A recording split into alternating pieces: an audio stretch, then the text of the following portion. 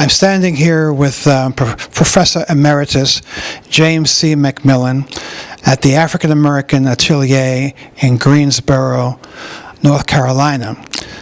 This particular atelier, this gallery, is celebrating its 20th anniversary this year. It was co-founded by Professor McMillan and Representative Alma Adams 20 years ago. And Alma Adams is the curator of the gallery. And we're standing here on the occasion of the exhibition James C. McMillan, Loss and Redemption, a retrospective tracing almost 6 decades of your paintings and drawings and sculpture and other studies.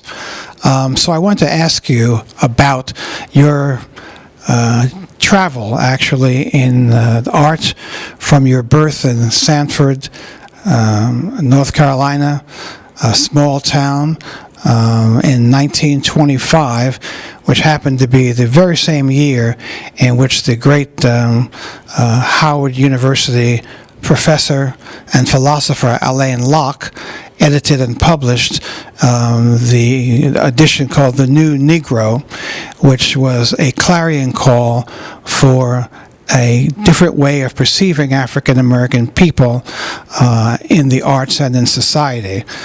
Also was, as some say, the start of the Harlem Renaissance. You were born in the South during this period. You went to Paris in the 50s to study at the acclaimed Académie Julienne. You have a degree from Howard. You have a degree from, I think, Catholic University in Washington, D.C. You did PhD studies also at Syracuse University. So how do you look back over your shoulder, the title of one of your pieces, to talk about and explain your journey? I certainly, I don't know how really to respond to the wonderful presentation, I should say, of the show that we are now delighted to have here in Greensboro at the Academy, at the Atelier, where Dr. Adams and I were the innovators to begin this particular way to show young African-American artists as well as more established ones. I'm particularly, though, delighted to have as the representative show the works that happen to be a collection of my own work, though, but by the Perceptive group, and I will call them a group, the Heritage Gallery of California. And we've just heard and seen, of course, one of the members, Mr. Holmes, who is, of course, one of the associates, and, of course, Mr. Bradford, who is also an associate, and Mr. Primus, who is also an associate, who represent a very interesting kind of a geographic connection with this particular traveling exhibition. And of course, I am simply awestruck by why I happen to be its focal point.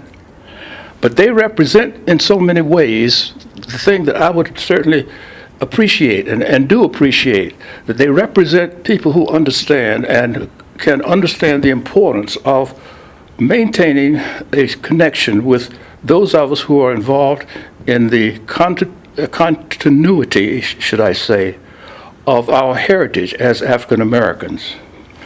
And in so doing, I would certainly like to thank the Heritage Association between the galleries at the Heritage Gallery, and that includes a member who is so important, and that is Charlotte Sherman.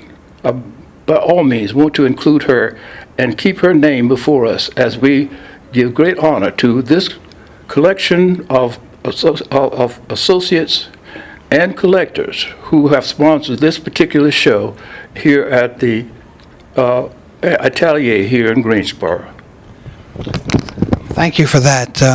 Now, one of the reasons that we were able to accumulate so many paintings that are represented in this particular show and at the previous show in Bakersfield, California, at the Bakersfield Museum of Art, was because you had these pieces over a 6-decade period in your possession. How do you explain the fact that you had not previously parted with these pieces through sales? I think that's a very important part of this particular collection that these gentlemen and lady own, because my work has never been created with the idea of their ever having the benefit of many of my contemporary artists that was in a market for sale. It's as though these paintings for me was a collection of things that to me were significant issues that was not only personal in that regard, but of a much more of a national and international matter, which I had to have some kind of a say on.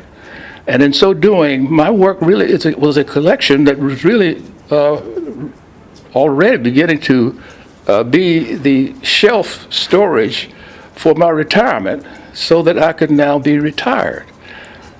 We had, though, the great overview of Shania Harris, whom I want you to remember in this entire gala affair.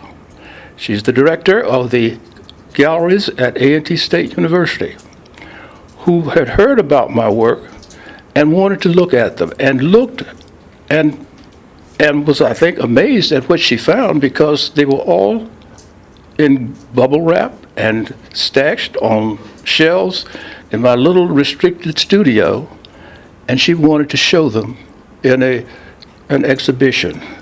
That exhibition, though, took place in 2006, in which she presented this work that I had already placed in a storage mindset in my little studio. And it was at this exhibition, though, that the very insightful Mr. Holmes happened to be in the city and saw it. And it was from that point that this work has been a significant collection of a twilight moving artist who was in a retirement mode.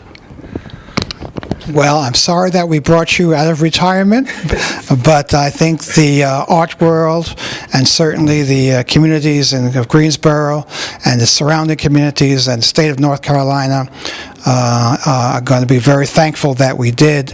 And I want to thank you for all the hard work that you've done post-retirement, and that we look forward to your continuing to do so that we can enjoy more of your great work. On behalf of myself, Robert Holmes, and Patrick A. Bradford of New York, and Arthur Primus of Dallas, Texas, I want to again congratulate Charlotte Sherman and Dr. Alma Adams of the Atelier for their hard work, and Shania Harris in putting this together, but particularly to Dr. Adams.